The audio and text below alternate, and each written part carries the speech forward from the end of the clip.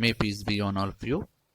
Myself, Dr. Majid Khan, Associate Professor, Loknetya Dr. J.D. Pawar College of Pharmacy, Kalwan, Nasik. I welcome all of you in this new chapter, diuretic. So in this video, that is in lecture 1, we will cover classification, osmotic diuretic and carbonic anhydrase inhibitor, that is CA inhibitor. So now let us start. So first, what do you mean by diuretic? Diuretic are the chemical that increase rate of urine formation by increasing urine flow rate. Diuretic leads to increased excretion of electrolyte, that is sodium chloride ion, water from the body without affecting protein, vitamin, amino acid, glucose reabsorption. The pharmacological property leads to use of diuretic in treatment of edematous condition. Edematous means accumulation of fluid. This edematous condition may be resulting from variety of causes like congestive heart failure. It may be due to nephrotic syndrome, and therefore diuretic use in case of edematous condition, and also use in management of hypertension.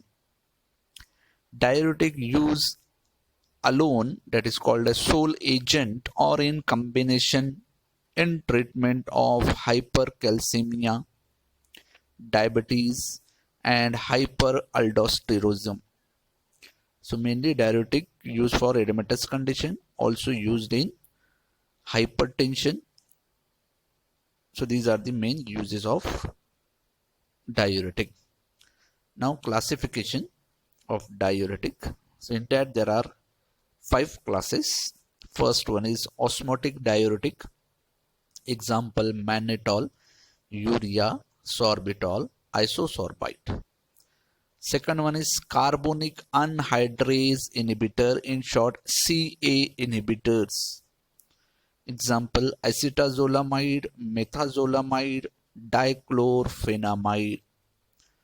Third one is thiazides. Example chlorothiazide, hydrochlorothiazide, benzothiazide. Next one is loop diuretic. Example furosemide, or called as furosemide, ethacrynic acid. And last one is potassium sparing or mineralocorticoid receptor antagonist. Example spironolactone and trimeteron. So it is the classification of diuretic. Now the first class is osmotic diuretic. These are the low molecular weight compound, freely filter through the Bowman capsule into renal tubule. They are non-absorbable solute and not metabolized except glycerin and urea.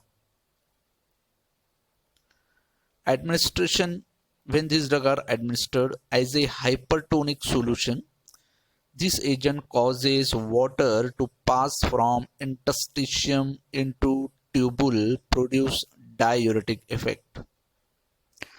Polyols means which contain more hydroxyl group, such as mannitol, sorbitol, and isosorbide, provide this effect.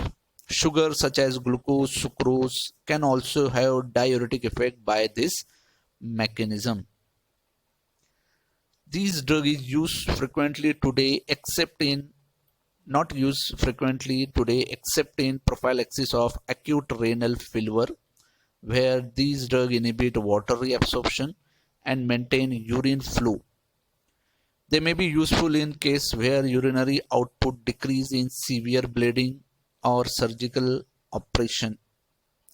This agent not considered as primary diuretic in treating ordinary edema. So osmotic diuretic, the example is mannitol, this one is sorbitol, this one is isosorbite. So these are the osmotic diuretic. They are low molecular weight compound, easily filter, not metabolize except glycerin and urea. It metabolize, but remaining are not metabolized.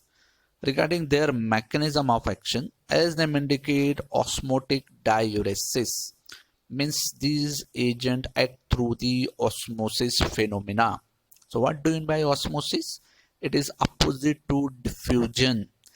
Diffusion means from higher concentration to lower concentration, called as diffusion. But here osmosis means movement of water molecule from lower to higher concentration.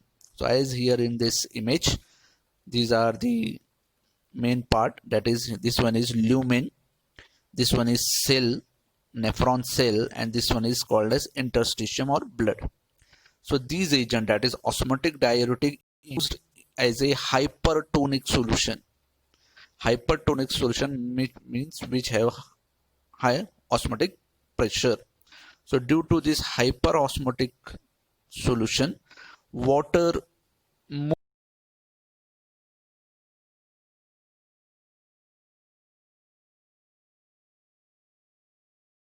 into the cell, and then by this osmosis process, because here the hypertonic solution is given mannitol or it may be isosorbide, etc.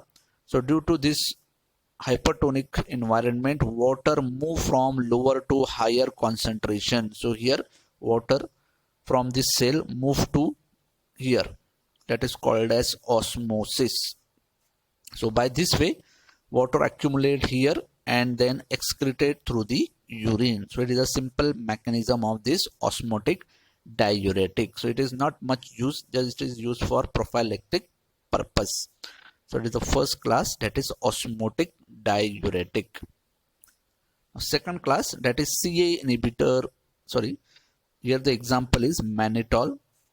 So IUPAC name of this drug hexane 1 2 3 4 5 6 hexul. So there are 6 carbon. Here is 6 carbon, and each carbon consists of hydroxyl group. Therefore hexane 1 2 3 4 5 6 hexul. So OL means alcoholic group, hydroxyl group, hexul. It is also used for certain cases of kidney failure with low urine output, decreasing pressure in the eye, and to increase the elimination of certain toxins. So it has limited uses. That is mannitol used in case of kidney failure, decreasing the pressure in eye, that is called as intraocular pressure in the eye is decreases by this agent, and to increase the elimination of certain toxins. So it is about the osmotic diuretic. Now second is, which is important in exam, there is a short note in carbonic anhydrase inhibitor may ask. So carbonic anhydrase, it is also called as CA, short form CA inhibitor. So here there are two types of CA inhibitor chemically. First one is simple heterocyclic compound, and second one is meta disulfamoyl benzene compound. So simple heterocyclic compound, here there is a first example is this one, that is called as acetazolamide. So this is a prototype of this category. So here the sulfamide group is essential for in vitro carbonic anhydrase inhibitor activity. So here is sulfamoyl group is present here, fifth position. So this group is important for activity, and diuresis production in vivo also this group is important. The sulfamoyl nitrogen must remain unsubstituted to retain in vivo and in vitro diuretic activity. This feature explains why all antibacterial sulfonamide except sulfanilamide are incapable of inhibitory CA enzyme and exerting diuretic. So in case of this type of compound, heterocyclic compound, it is example acetazolamide. So here this group, sulfonamide group, is important, first point. Second, NH2 group of this sulfonamide should be unsubstituted, means here there is no substitution is there for good activity. So this is a class of sulfonamide class. There is a one class that is called as sulfonamide antibacterial. This chapter is in your final year. So there is a one class that is called as sulfonamide, which contain this sulfonamide group. So they are antibacterial. So that sulfonamide which have antibacterial action have here substitution on this nitrogen. So the sulfonamide in which this sulfonamide nitrogen contain substitution, then it exhibit the antibacterial activity but not exhibit the diuretic activity. So here there is a no substitution on this nitrogen in order to produce the diuretic activity. So in short, for diuretic activity, this nitrogen should be unsubstituted. So it is example first, acetazolamide. Now substitution, second point, the substitution of methyl group in one of the acetazolamide ring nitrogen give a new compound that is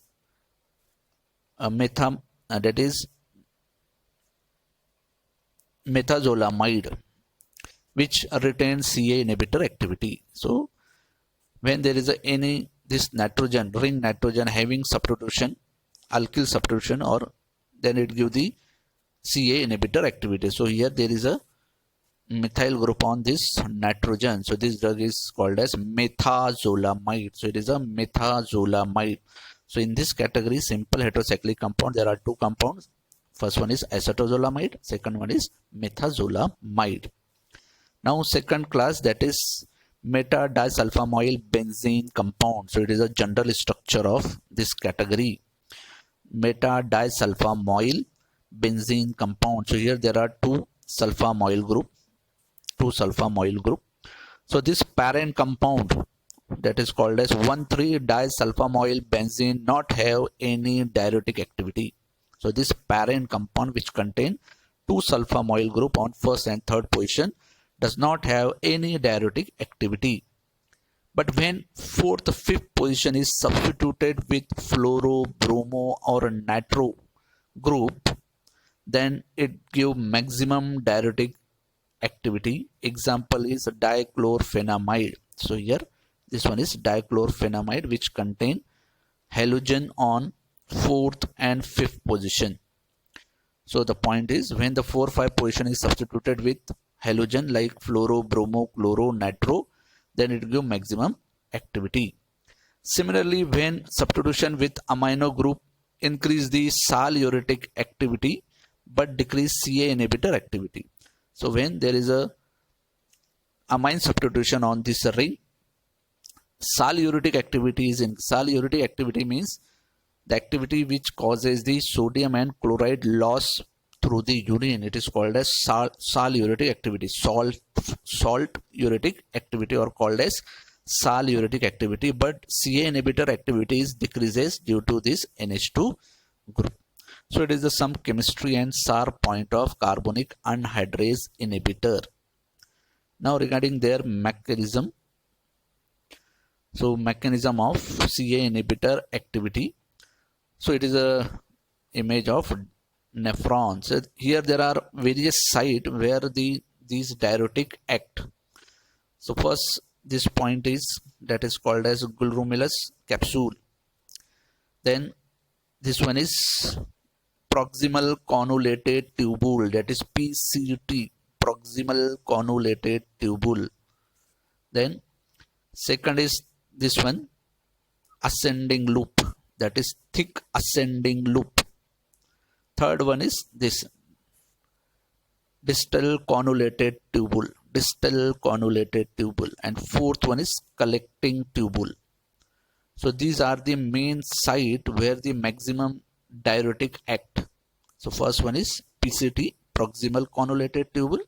Second one is this one, that is thick ascending tubule. Third one is distal collecting tubule, and fourth one is collecting duct.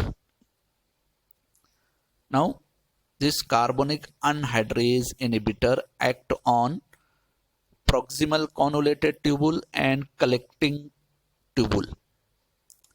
The convoluted and straight portion of proximal tubule are responsible for reabsorption about 65% of filtered load of sodium and chloride, calcium and water, and 80 to 90% filtered bicarbonate and 100% filtered load of glucose and amino acid absorbed here.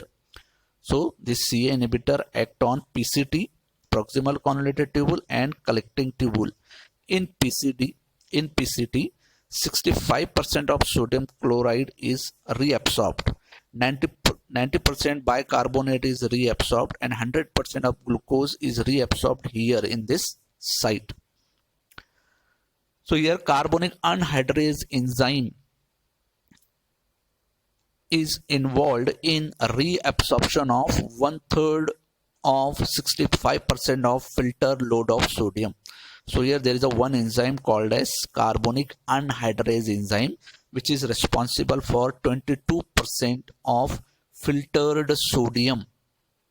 So this enzyme, there are two sites where this enzyme is present. First one is this site, that is called as brush border membrane or called as luminal brush border membrane, and second side within the cell. So there are two locations where this enzyme is present, that is carbonic anhydrase enzyme is present on two locations. First one is that is luminal border, brush border, and within the cell. So here in this diagram there are three parts. First one is lumen, through here urine is passes. Then this is a cell called as proximal convoluted tubule cell. This one is cell, and it is called as interstitium or blood part, means inner part. It is the inner part. So regarding mechanism of action, here H plus ion is generated. So here is H plus ion is generated as a result of intracellular carbonic anhydrase enzyme, and this H plus ion is exchanged for filter sodium in luminal fluid. The sodium that enter proximal tubule cell during exchange is then pumped into interstitium by sodium potassium ATPase pump. H ions secreted in luminal fluid combine with bicarbonate to generate carbamic acid or carbonic acid. Carbonic acid decomposes by brush border carbonic anhydrase enzyme into carbon dioxide and water. Carbon dioxide diffuse into the cell, and the bicarbonate which is formed in proximal tubule cell diffuse into the interstitium by sodium bicarbonate pump. So here, that is in PCT, this enzyme is present on border membrane and inside the cell. So here first hydrogen ion is generated within the cell, H plus ion. This H plus ion is exchanged with sodium. So this H plus ion transfer into the lumen, and this sodium transfer from lumen to this cell. So here there is an exchange of H plus ion and sodium. Then this H plus ion combined with filtered bicarbonate. It is a bicarbonate, HCO3. Then this reaction H plus ion with bicarbonate, it form carbonic acid by the enzyme. Then it form the carbonic acid, and then this carbonic acid form water and carbon dioxide by this enzyme Ca, that is carbonic anhydrase, which is present in the border. So this carbonic acid converted into water and carbon dioxide by this carbonic anhydrase enzyme. Then this carbon dioxide again reabsorb into the cell where it combine with water molecule, and by again same enzyme carbonic anhydrase, there is a formation of carbonic acid. And then this carbonic acid again separated into H plus ion and bicarbonate, and thus whole cycle is again repeated. So here the sodium is exchanged with hydrogen. Then this sodium again passes into interstitium here by the enzyme ATPase enzyme. And here carbon dioxide, or here there is a bicarbonate form which is again reabsorbed in this interstitium. So it is a normal physiology in our body by using this carbonic anhydrase enzyme. So it is a normal physio. It is a physiological part, that is HEP part. So in short, here there is a generation of H plus ion. This H plus ion exchange with sodium. Then this H plus ion combine with bicarbonate to form the carbonic acid. Then this carbonic acid is by the enzyme Ca of border, it form the water and carbon dioxide. Then this carbon dioxide is reabsorbed into the cell where it combined with water. By the same enzyme Ca, it converted into carbonic acid, which is again diffused, which again dissociate into H plus ion and bicarbonate. So here bicarbonate is passes to interstitium, sodium passes to interstitium. So it is a normal physiology in PCT. Similarly, in case of site 4, that is collecting tubule, there are two type of cell is present in collecting tubule. First one is principal cell, where the sodium exchange with potassium by aldosterone mechanism.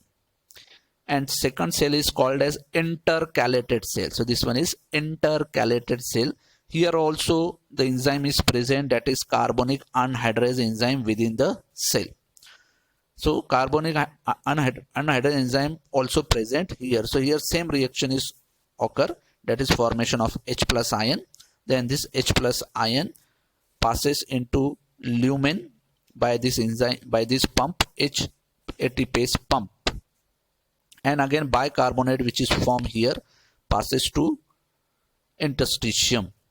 So here also there is a formation of H plus ion. So enzyme is same, that is carbonic anhydrase enzyme. So here H plus ion is transferred from here to here, and instead of that potassium is reabsorbed. So here there is an exchange of H plus ion with potassium. So here it is a normal physiology in intercalated cell. So it is a HAP part. Now our drug, that is called as CA inhibitor. So as name indicate, carbonic anhydrase inhibitor are the agent which inhibit this enzyme, that is CA enzyme is inhibited by this drug. So CA inhibitor act mainly on both sides, that is on PCT and in this intercalated cell.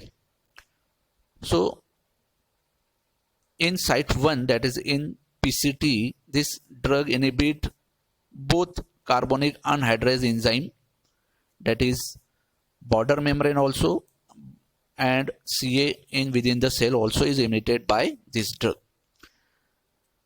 In site 4, this inhibitor inhibit this within the cell, Ca is present, therefore it is inhibited by this drug.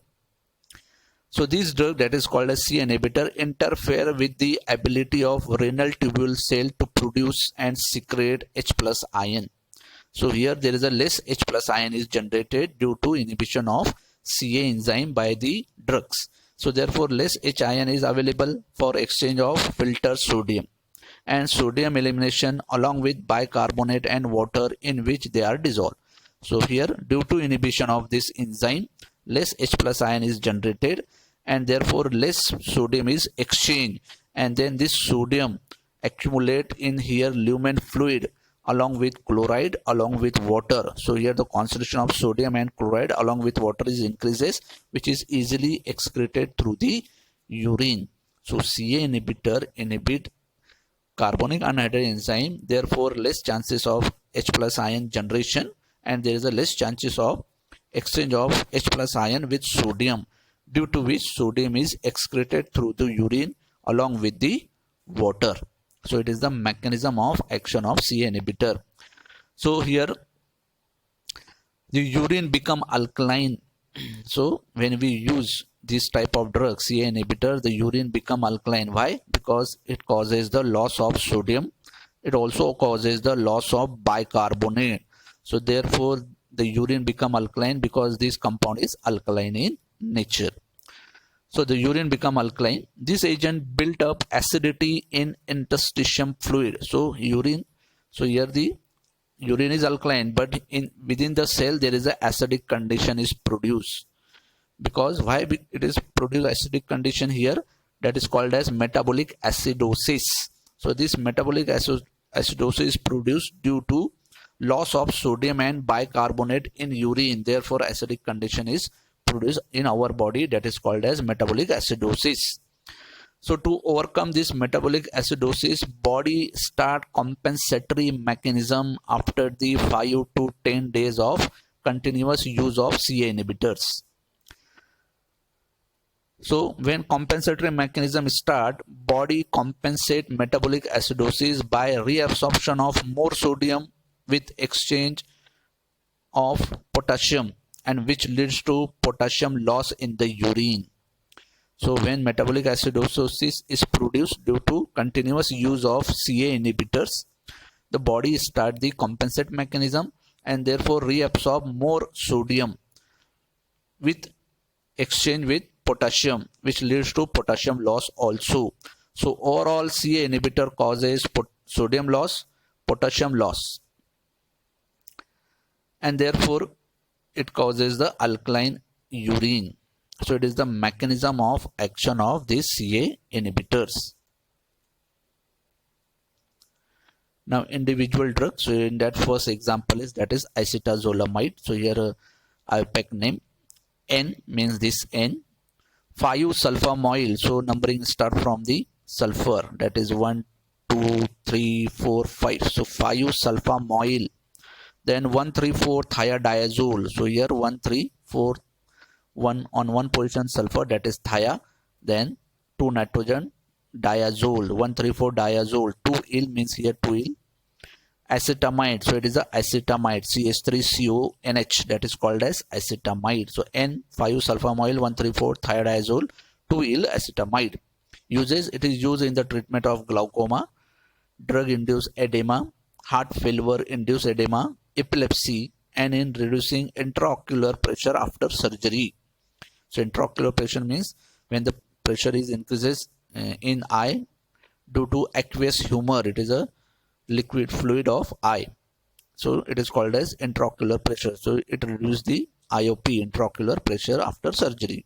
It is also being used in treatment of altitude sickness. Altitude sickness means when there is a problem from the height. If someone goes to mountain and then it has some problems, that is called as at altitude sickness. Then again use in increase the intracranial pressure and neuromuscular disorder. So it is the main use of acetazolamide. Second drug is methazolamide. So here CH3 group is there, methazolamide. So here again N, this one is N. 5-sulfamoyl, sorry, amino sulfamoyl. So here NH2 group is there, amino sulfamoyl. 3-methyl, so it is a 3-methyl. 1,3,4-thiadiazole, 2-elidine. 2-elidine means here is 2 nitrogen is connected with double bond, therefore called as elidine. 2-elidine and acetamide. Use, it is indicated in treatment of increased intraocular pressure in chronic open angle glaucoma. So glaucoma is an eye disease in which aqueous humor is increased. The concentration of aqueous humor is increased, which causes increase the IOP, intraocular pressure. So here is also in eye also carbonic anhydrase enzyme is present. So this drug inhibits this CA enzyme, carbonic anhydrase enzyme in the eye, and reduce the intraocular pressure, therefore used in glaucoma. Next drug is that is diclofenamide, or called as chloraminophenamide. Another name is chloraminophenamide. So here I pick name 4,5-dichlorobenzene. So it is a 4,5. So it is a on 4th and 5th position there is a chloro group, 4,5-dichlorobenzene. 1,3-disulfonamide. So here 1 and 3 same group, disulfonamide group. This drug approved in United States in 1958 to treat the glaucoma. So this drug also used in glaucoma. So it is about the CA inhibitor and osmotic diuretic. If you like the channel, then if you like the video, then subscribe the channel. Thank you very much.